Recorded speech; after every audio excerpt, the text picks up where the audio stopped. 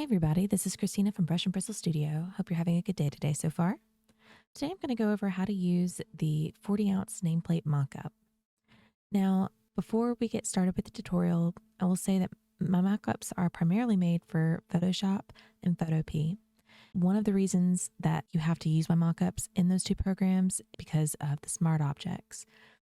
The smart objects feature is not available in other programs such as Affinity and Procreate. However, with this particular mockup, you can use it in Affinity and Procreate by using clipping masks instead of using the smart objects. And I will go over that at some point during this tutorial. So if you are planning on using Affinity or Procreate, stick around and you'll be able to see that. So this tutorial is primarily going to go over how to use this mockup in Photoshop. And I'll go over all the ways to use this in Photoshop. For those that plan on using Photopea, I will do a very short tutorial at the end of this that will go over how to use this in Photopea. There are only a couple little changes because Photoshop and Photopea are so similar. So everything else that I show you will be the exact same, but messing with the smart objects and then saving the file will be different in Photopea as opposed to Photoshop. So I will go over that separately. So if you plan on using Photopea, please make sure you watch this portion of the tutorial as well. All right, so let's get started. You'll see you've got several layer groups right here. You've got nameplate 1, nameplate 2, and nameplate 4. Now, if we open up nameplate 1, you see your design smart object here. And take note that it has a red tabbed layer. Red tab always designates a smart object layer, so that's going to be an editable layer for you. Now let's take a look at nameplate 2. You'll see two more layer groups. You've got individual and both at once. So this means the individual one will allow you to change each one of these one at a time. Whereas if you do both at once, they will both change at the same time. The same will go for the 4 nameplates. You can change them individually or you can change them all at once. Now let's go ahead and use Smart Object. So to do that, you want to find your Smart Object layer and you want to click this thumbnail right here, double click it, and it will open up a new tab. So now you want to get your design in here. And to do that, you are going to go to File, Open, and let's do a fun one. Now, my designs, I don't have any size for the nameplate, so I'm just using Tumblr designs right now. So you want to copy this by selecting the entire design. So you can press Control A or go up here to Select and then All. And you see you've got these little marching ants all around your design. That means that you've selected the entire document. And now you want to press Control C or go up here to Edit and then Copy. Then we can close this, go back to our design tab, press Control V or go to Edit and paste. So as I said a moment ago, I'm using a 20-ounce design. So it is super large for this. So we're going to need to resize it. To do that, you can press Control T or go to Edit, Retransform, and you see you've got this little bounding box around your design. So one thing I like to do is go ahead and move the design by clicking and dragging it. And you will eventually see these lines. Do you see that line that just appeared in the middle? We just need to find, there it is. So if you go up here to the top, you'll see width and height, and you'll see this little link button. If it's darkened right there, that means it's selected. If it's not selected, it won't be highlighted. So we want that to be highlighted because we want the width and the height to proportionally change together. So if you hover over the width or the height, you'll get these double arrows. And if you click and drag, like I want to make it smaller, so I'm going to drag to the left, it will decrease the size. Now, once I get close, I just go ahead and mess with the design itself. So if you hover over the line, not just the square, but the actual line, you click and drag it down and it should snap to the edge of the canvas. Now, if it's not snapping for you, you can go up here to view and then select snap. You just want to make sure that check mark is there. So let's go ahead and take this up. And now that I'm happy with the size, I'm going to press this check mark here. And then I want to go ahead and get this on the smart object. So I can hit Control S to save, or I can go to File and then Save. You see it saving right there. So let's go ahead and go over to the main design. And you see it's updated on the smart object. So if we go over to nameplate 2, you see that it is there as well.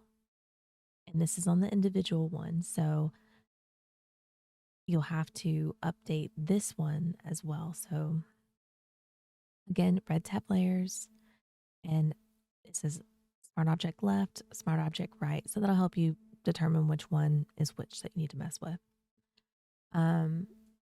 Now both at once is updated at the same time. So if you want to, you can always just come up here on nameplate 1, change this one smart object.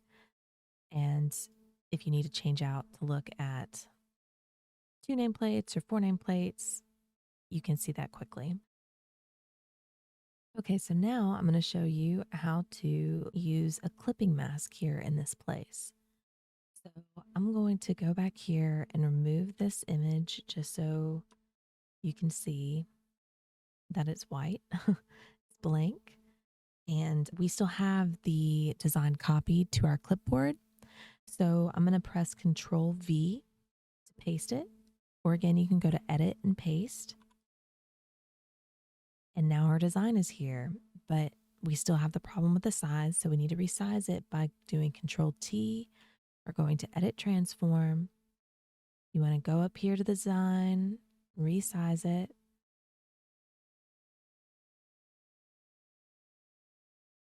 It should snap to just above the design. Yeah, it's sticking right there. And I'll check that off.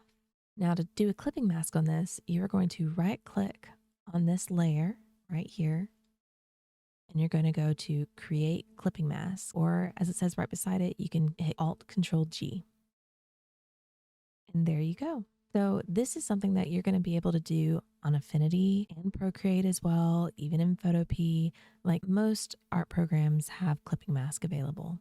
So this is how you are going to get the design on the blank. And it'll be the same like if you were to do it on nameplate 2 or nameplate 4. You just position it over the respective nameplate and resize the design how you need it and then apply the clipping mask. So now that you've got your design in here, let's take a look at some of the other ways that you can make this mockup more your own. To start, there is this layer group up here that says extra highlights and shadows. If we toggle this on, you see it does mess with the shadows and highlights a little bit and messes with the background as well. So if we take a look at this layer group, you're going to see 2 filters in here. You've got a brightness contrast filter and a vibrance filter. So if you want to edit these, you can always double click on the icon and it will open up the properties panel for that filter. So to edit these, once you're inside the panel, you want to click and drag. Now, as you notice, it will affect everything on this mockup. So the design, the background, everything. So you have to be very careful if you are going to tweak these. So that is the brightness contrast, and it's going to be the same for vibrance. You double click it and that will pop up. Again, same warning applies with that one. Be careful because it will affect the entire mockup. So another thing you can do is mess with the drop shadow. If you click on the drop shadow, and each mockup has their own drop shadow. So you've got the nameplate 1 has its own, nameplate 2 has its own, and nameplate 4 will have its own. Go ahead and close those up. So once you are on the one that you want to edit, you select the drop shadow layer and you can look up here. Now, this right here is called a blending mode, and you don't want to mess the blending mode. That's really going to be the best setting for a shadow. And when you mess with that, it can really change the effect of the shadow. Sometimes it can do like there's a dissolve that will make it look really weird. You can warp the coloring, like things can get really funky with the blending modes. So I don't recommend messing with that with the shadows. What you do want to mess with is the opacity, maybe even the fill, but the opacity primarily. So as you see, I've got it set at 66. So if we click this arrow, this bar will drop down right here, and you can click and drag to make it lighter. You could take it up to make it darker, whatever you want to do. You can even, if you aren't happy with how it's positioned, you can just use your arrow keys to move it over. The last thing you can do to really make this mock-up yours is in the backgrounds. So as you see, you've got 4 different backgrounds right here. You have a white shimmer, a marble, wood, and paper. I also give you this hue saturation filter. If you toggle this on and double click that icon, it's going to open up the properties panel for hue saturation. You want to make sure that this colorize button is checked. And I will take this up a little bit and down a little bit just so the color is a little bit more intense. And you can go to your hue and click and drag to get any color that you want. Now, you can mess with the blending mode on these. So I typically like to go up here and put it on like color. Now, as you see, it's much lighter than it was a second ago when it was on normal. But if you go over to like marble, you see it sticks to the veins primarily. Whereas if you had it on normal, the whole thing would be colored. So you can have some fun with this. Another thing that might be good would maybe be soft light, maybe overlay. Like those are like the 3 that I would suggest playing with if you're going to try and recolor these backgrounds. You can also upload your own background. Just make sure you put it in the backgrounds folder. That way it stays behind the actual mock-ups. All right, so now I'm going to toggle this off and close that layer group. And I think that is really everything to go over with this. I mean, as I said earlier, you can go over to like the nameplate 2 or nameplate 4. And if you go to the individual, let's go ahead and paste that design back in here really fast so I can show you.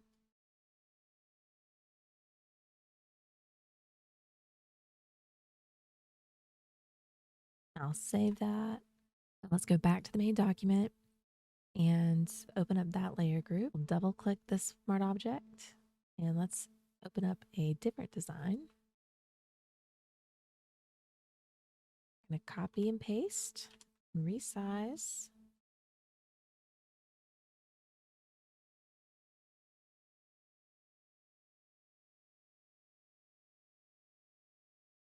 Oops.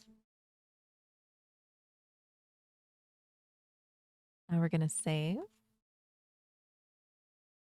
And that's all there is to it with loading the 2 different designs.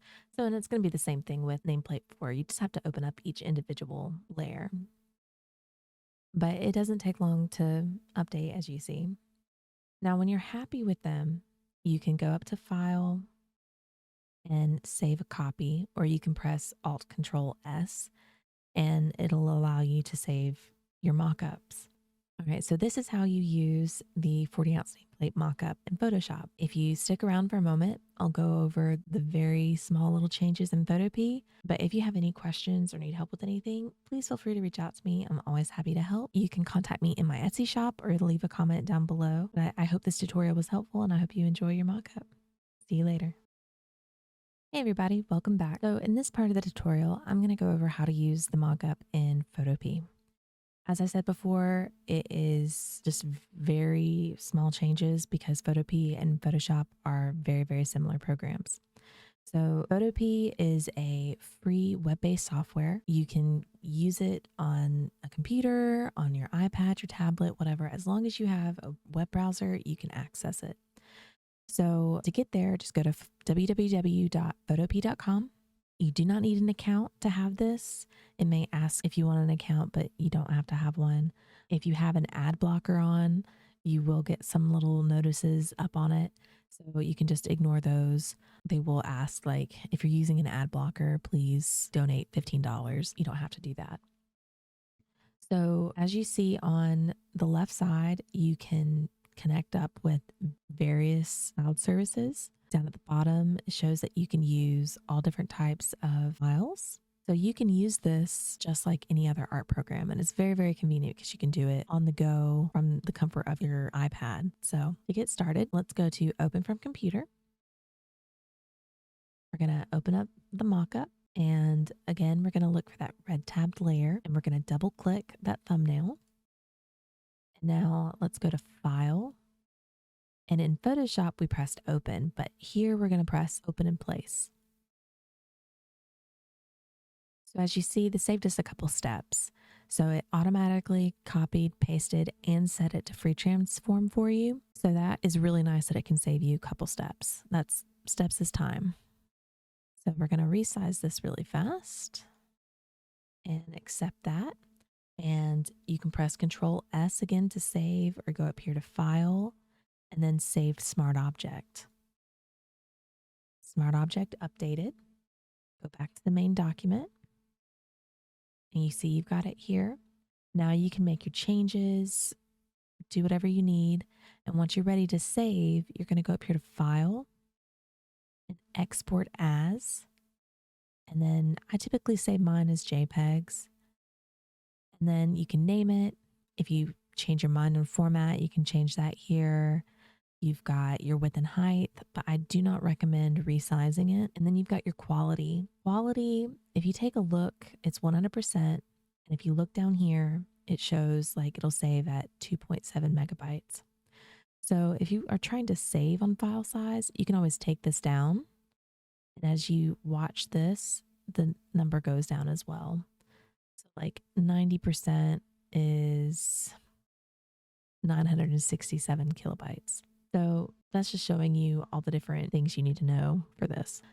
Now you can go ahead and press save and it will save to your downloads folder. And this is the pop-up I was telling you about before. So if you're using an ad blocker, you will get this. That'll come up saying, you know, please donate $15, but you don't have to do that. So you can just X out of that. Then you can find your design up here when you're ready to move it, or you can go to your downloads folder on your computer or your iPad, whatever, to get your files. But that is really the only difference between Photopea and Photoshop. So I'm not going to go over everything else because everything else is exactly the same. But I hope that you found this tutorial helpful. I hope you enjoyed this mock-up. If I can help you with anything else, please feel free to reach out to me. You can contact me in my Etsy shop or leave a message down below. Hope you have a great day. Talk to y'all later.